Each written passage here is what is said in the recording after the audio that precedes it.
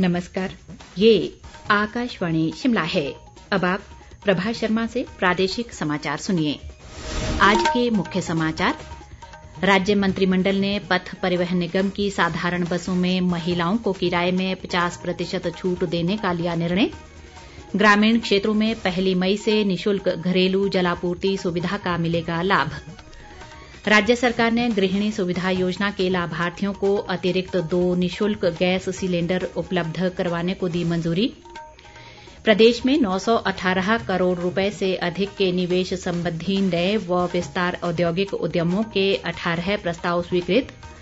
और भाजपा के राष्ट्रीय अध्यक्ष जेपी नड्डा ने बिलासपुर के एम्स सहित अन्य विकास कार्यों की समीक्षा की।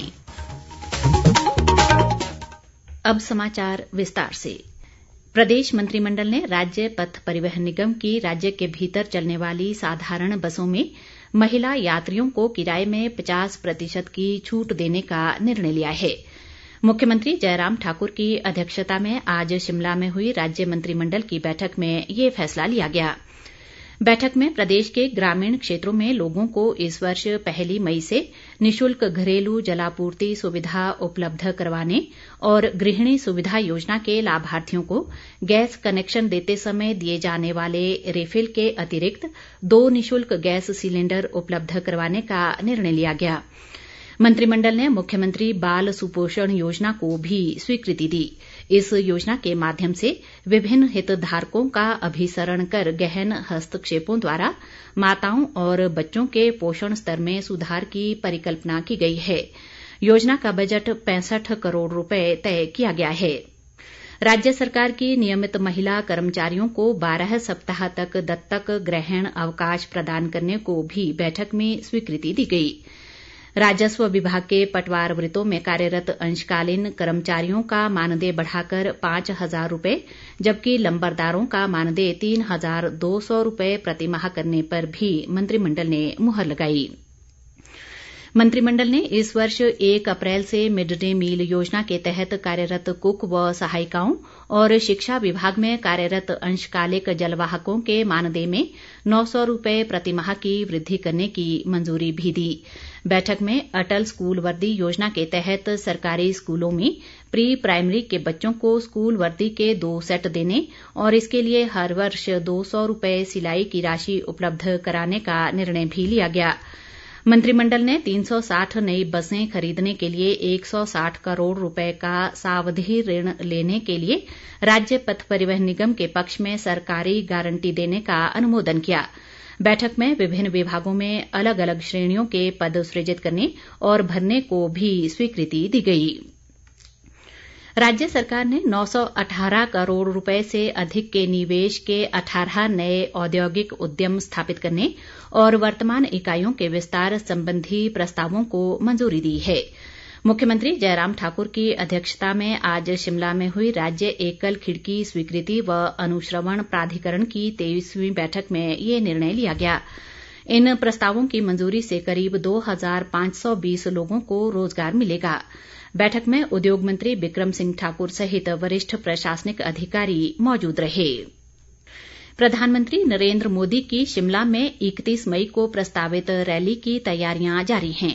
इसी कड़ी में भाजपा भी रैली को सफल बनाने के लिए पार्टी कार्यकर्ताओं से बैठकें कर रणनीति बनाने में जुटी है।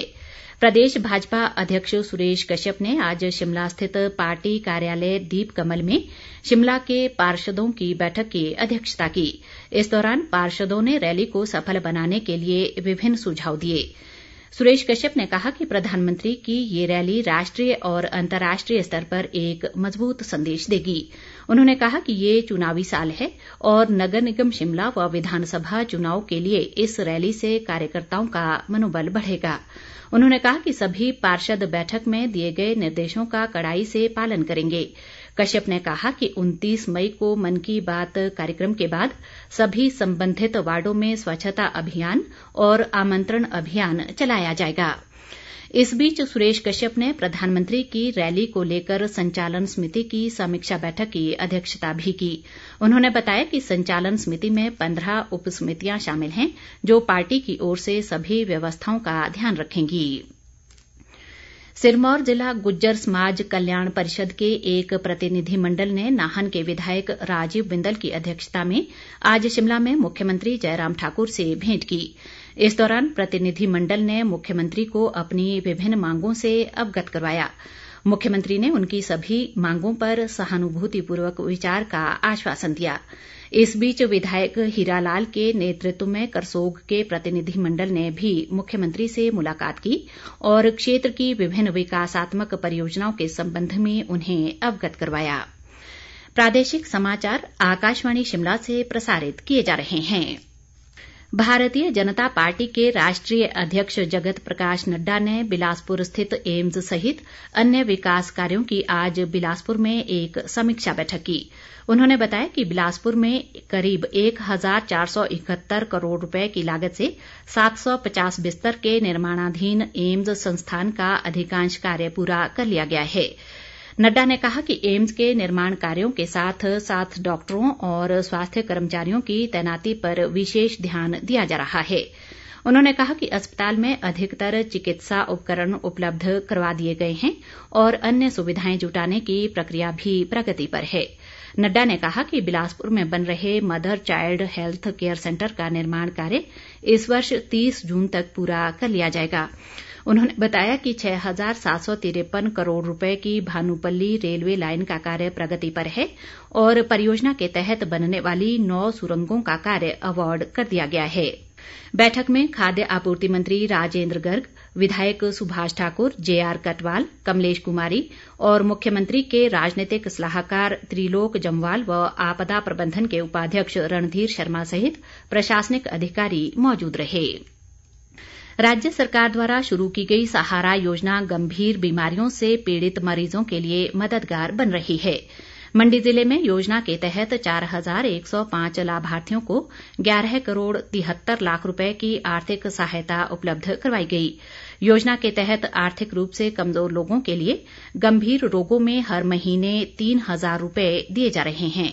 ये सहायता बीपीएल और 4 लाख तक की सालाना आय वाले परिवारों को दी जा रही है।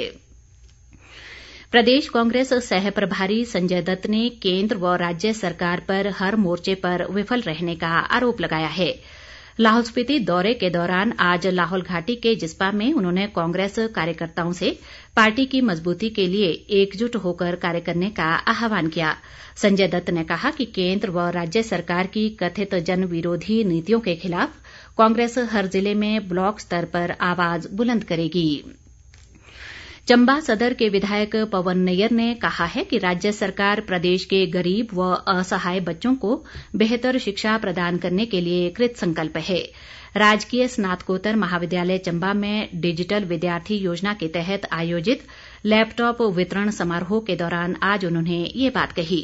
पवन नैयर ने कहा कि डिजिटल विद्यार्थी योजना के तहत इस वर्ष प्रदेश के कॉलेजों के 1879 विद्यार्थियों को लैपटॉप प्रदान किए जा रहे हैं।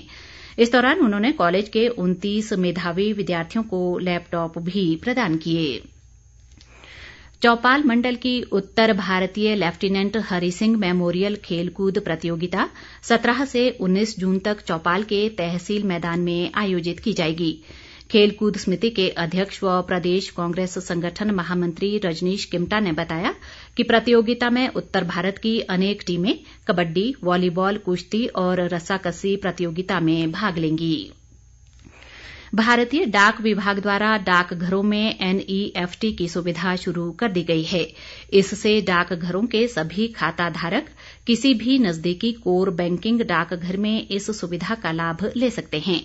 इसके माध्यम से उपभोक्ता अपने डाकघर बचत बैंक खाते से 1.5 लाख रुपए तक की राशि दूसरे बैंकों में भेज सकते हैं या मंगवा सकते हैं।